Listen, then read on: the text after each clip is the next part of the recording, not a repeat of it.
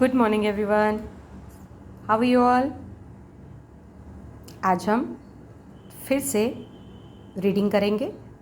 आप लोग अपनी रिमझिम अभ्यास पुस्तिका जो है आपकी पाठ्य पुस्तक, उसमें नया पाठ शुरू करेंगे। हमने पिछली बार कौन सा पाठ पढ़ा था? बुलबुल। और आज हम पढ़ेंगे पाठ मीठी सारंगी। चलिए पहले रीडिंग करते हैं। एक गांव में एक सारंगी वाला आया। वह सारंगी बहुत अच्छी बजाता था। रात में जब उसने सारंगी बजाना शुरू किया तब गांव के बहुत से लोग इकट्ठे हो गए। सारंगी की मीठी आवाज़ और सारंगी वाले के बजाने की कला से गांव के लोग दंग रह गए।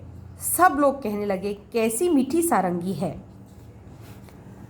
आहा कितना आनंद आ रहा है।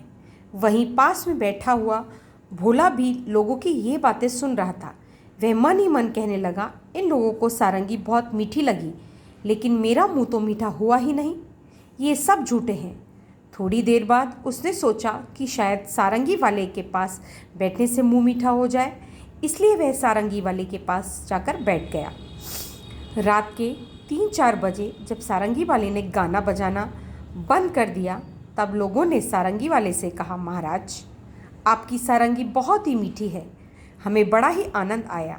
2-4 दिन यहीं ठहरिए। ये बातें सुनकर भोला मन ही मन झुंझलाया और सोचने लगा कि ये लोग झूठ तो नहीं बोल सकते।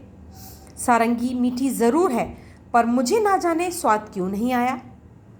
तब तक रात ज़्यादा हो गई थी, इस कारण लोग घर पर नहीं गए, वहीं चौपाल में सो गए। सारंगी वाले ने भी सारंगी पर खोल चढ़ाई और उसे अपने सिरहाने रख कर सो गया। पर भोला को चैन कहाँ था। जब लोग नींद में खर्राटे लेने लगे तब उसने चुपके से उठकर वह सारंगी उठा ली और ऊपर का खोल उतार कर उसे जीभ से चाटा। उसे कुछ स्वाद नहीं आया।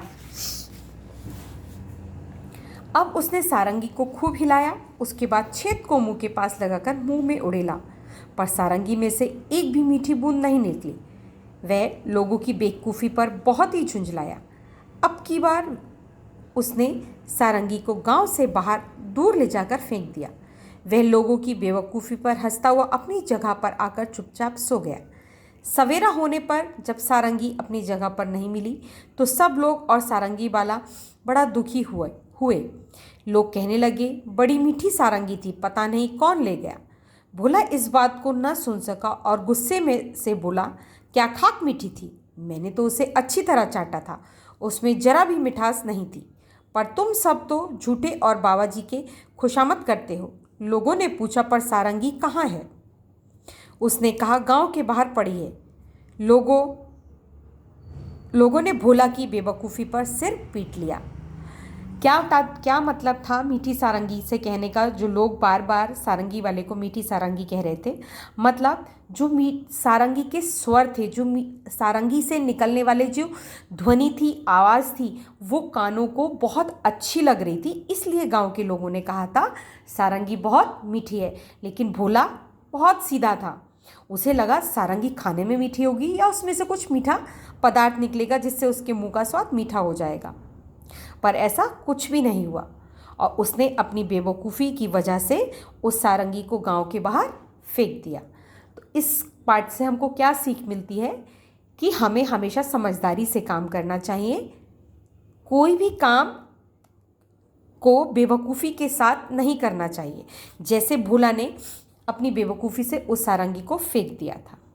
ठीक, इस पाठ में हमको क्या करना है, आज मैं आपको इस पाठ के क्वेश्चन आंसर नहीं कराऊंगी। इस पाठ के मैं आपको कुछ कठिन शब्द करने के लिए दूंगी, जिनको आपको अपनी व्याकरण की जो कॉपी है बनवाई है उसमें आपको करना है। जैसे पहला कठिन शब्द सारंगी, मीठी आवाज़। ध्यान से देखिएगा। आनंद, मुंह, और बताइए। अब आता है एक शब्द झुंझलाया। एक शब्द यहाँ पे आया महाराज, बजाना।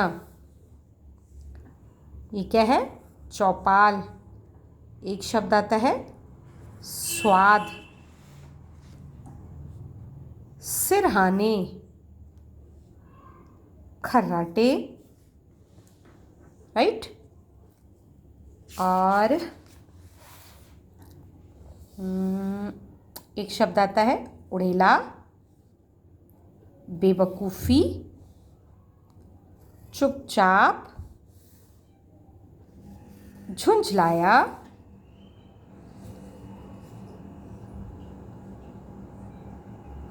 खुशामद और बेवकूफ़ी। ये सारे शब्द आपको अपनी हिंदी की जो कॉपी बनाई है आप लोगों ने उसमें लिखना है। ओके, आज के लिए बस इतना ही।